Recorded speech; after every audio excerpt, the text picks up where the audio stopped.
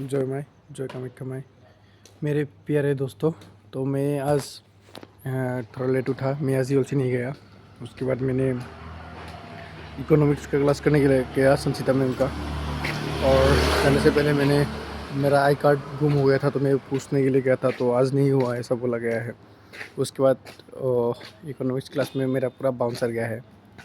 उसके बाद मैं लाइब्रेरी गया और मेरे को भूख लगा था, तो मैंने बागुरुम्बा होटल में जाके खाना खाया।